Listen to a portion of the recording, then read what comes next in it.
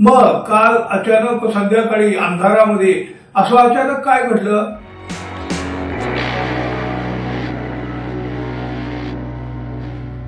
मित्रहो नमस्कार. गेल्या 2-3 महिन्यापासून महाराष्ट्र वाट पाहत राहिला ते धनंजय मुंडे यांच्या राजीनाम्याची. मस्साजोग इथले सरपंच संतोष देशमुख यांची हत्या झाल्यापासून धनंजय मुंडे यांचा राजीनामा मागितला जात आहे. पुन्हा पुन्हा नैतिकतेचे दाखले देखील त्यांना दिले जात आहेत. नैतिकतेची जाणीव धनंजय मुंडेला आहे काय? त्यांना असेल नसेल माहीत नाही, पण या सरकारला तरी आहे काय असे प्रश्न देखील पुन्हा पुन्हा विचारले गेले. महाराष्ट्राच्या राजकारणामध्ये याआधी मंत्र्यांच्या पासून मुख्यमंत्र्यापर्यंत आणि केंद्रीय मंत्र्यापर्यंत सुद्धा केवळ नैतिकतेच्या कारणावरून राजीनामे दिले गेले आहेत. पण पहिल्यांदाच ही परंपरा खंडित झाली या महायुती सरकारमध्ये. खरं तर बघा, आजच्या राजकारण म्हणजे आज सगळं पूर्ण नासून गेलेलं आहे. संकेत परंपरा अशा कसल्याही गोष्टीला थारा नाही. या सरकारने हे सगळं काही गुंडाळून ठेवलं आहे. फक्त सत्ता कशी अबाधित राहील, आपले मित्र पक्ष कसे खुश राहतील. आता बघा, खरं तर ही सगळी परिस्थिती आता कोणी कोणाला सांगायची गरज उरलेली नाही. अवघा तमाशा, सगळा तमाशा महाराष्ट्र पाहतो आहे, अगदी उघड्या डोळ्यांनी पाहतो आहे. संतोष देशमुख यांची हत्या एवढ्या क्रूर पद्धतीनं झाली. धनंजय मुंडे यांचा सहकारी, निकटचा सहकारी या हत्या प्रकरणातील एक नंबरचा आरोपी नंबर 1. तरीही धनंजय मुंडे खुर्चीला चिकटून राहिले, फेविकॉल लावून बसून राहिले आणि आपण धुतल्या तांदळासारखे आहोत असं काहीतरी भासवण्याचा प्रयत्न त्यांनी सातत्याने केला. अजित पवार यांनी सुरुवातीला त्यांचीच पाठराखण केली ना नंतर मात्र अप्रत्यक्षरित्या धनंजय मुंडे यांनी नैतिकतेच्या आधारावर राजीनामा द्यावा असं सुचवलं का मंत्र्यांचा राजीनामा घेणं हा तर खरा मुख्यमंत्र्यांचा अधिकार आहे. त्याने तरी तो कुठे घेतला? अजित पवार यांच्यावर ते ढकलून रिकामे झाले. अखेर देवेंद्र फडणवीस यांनी धनंजय मुंडे यांना आता अक्षरशः हकलून काढले आहे मंत्रिमंडळाच्या बाहेर. काल संध्याकाळी फडणवीस अजित पवार यांना जाऊन भेटले आणि मुंडे यांचा राजीनामा घेण्याचे आदेश देऊन टाकले. राजीनाम्याचा विषय जवळपास बघा 3 महिन्यापासून लटकलेला आहे. मग काल अचानक संध्याकाळी अंधारामध्ये असं अचानक काय घडलं? संतोष देशमुख यांच्या क्रूर हत्येची व्हिडिओ आणि फोटो जेव्हा व्हायरल झाली काल, हे सगळे फोटो पाहून महाराष्ट्र हादरून गेला. क्रूरता, निष्ठुरता किती टोकाची होती हे महाराष्ट्रानं पाहिलं. बघा ना, एक जीव जातोय आणि तो हसतोय, खिदी हसतोय. मृत्यू एन्जॉय करतात, एखाद्याचा मृत्यू एन्जॉय करतात. संतोष देशमुख यांच्या हत्येचा तपास करताना सीआयडीच्या हाती एक महत्वाचा व्हिडिओ सापडलेला आहे. या व्हिडिओमध्ये 6 आरोपी संतोष देशमुख यांना मारहाण करीत असल्याचं दिसत आहे.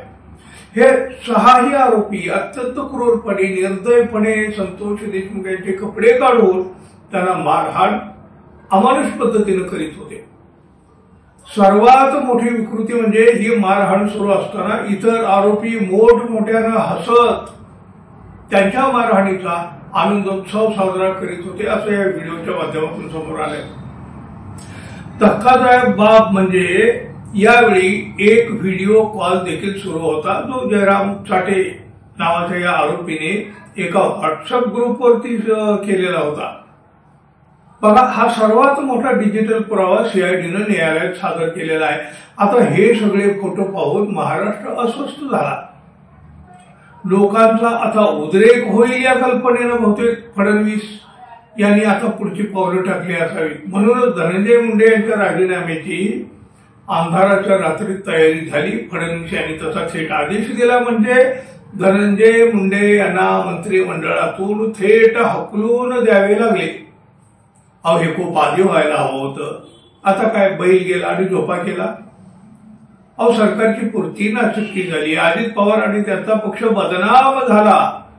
त्यानंतर राजीनाम्याचा हा निर्णय घेतला गेला. देशमुख यांच्या हत्येचे फोटो व्हायरल झाल्यावर एवढी पळापळ का झाली? याआधी हा व्हिडिओ गृह खात्याकडे होता.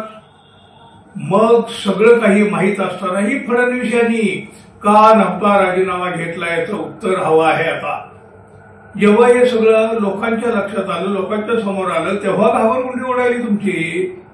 राजीनामा नको, आता यांना बडतर्फण करा अशी मागणी आता पुढे यायला लागलेली आहे। पण त्यापेक्षाही सरपंच संतोष देशमुख यांच्या खून प्रकरणी धनंजय मुंडे यांना आरोपी करा, त्याला बेड्या ठोका असा सूर आता उठू लागलेला आहे। काही लोकप्रतिनिधी त्याचबरोबर सामाजिक कार्यकर्त्यांकडून देखील अशी मागणी आता होत आहे आणि ही मागणी रास्त आहे मित्रांनो, रास्त आहे। बघा, वाल्मिक कराड याचे प्रताप पाहिले तर त्याला कोणाचा आशीर्वाद होता हा प्रश्न सहज उपस्थित होतो। बड्या राजकीय शक्तीशिवाय या कराडला हे उद्योग करता आले असते का? कधी काळी घरगडी असणारा हा कराड प्रचंड मालमत्तेचा मालक बनतो तरी कसा हो? बघा ना, करुणा मुंडे यांनी जर आरोप केला की धनंजय मुंडे यांची संपत्ती वाल्मिक कराड यांच्या नावावर आहे।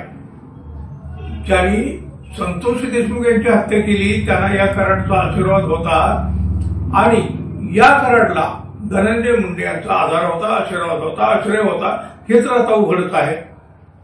वाल्मिक कराड याला वाचवण्याचा पुरेपूर प्रयत्न होत राहिला। गुन्हेगाराला मदत करणं हा सुद्धा एक गुन्हा नाही का हो? शिवाय ते बघा, त्या आवाजा कंपनीला खंडणीची जी मागणी करण्यात आली होती ती धनंजय मुंडे यांच्या सातपुडा या सरकारी निवासस्थानी करण्यात आली होती असा आरोप भारतीय जनता पक्षाचे आमदार सुरेश धस यांनी केलेला। हे सगळं प्रकरण खूप गंभीर आहे, गंभीर। एका मंत्र्याच्या बंगल्यामध्ये खंडणी मागितली जात असेल ते यापेक्षा अधिक गंभीर ते काय हो? हे म्हणे आपल्यासाठी कायदे करणार।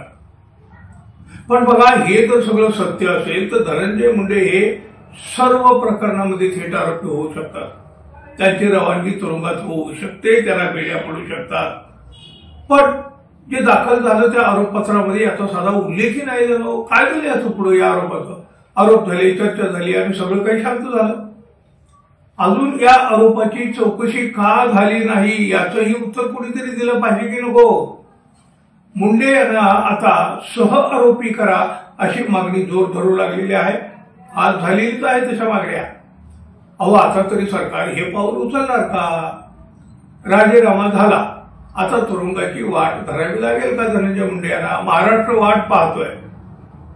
मित्रांनो, तुम्ही सांगा, धनंजय मुंडे यांच्या हातात आता बेड्या पडणं आवश्यक आहे का?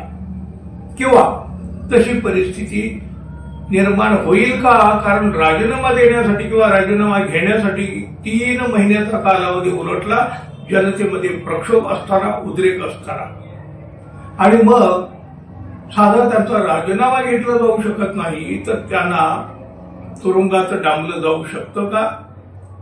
माहितीचं सरकारमध्ये ते आहेत ना, विरोधक असते तर ते केव्हाच आत बसले असते, पण हे धनंजय मुंडे आत बसू शकतील का? तुम्हीच सांगा।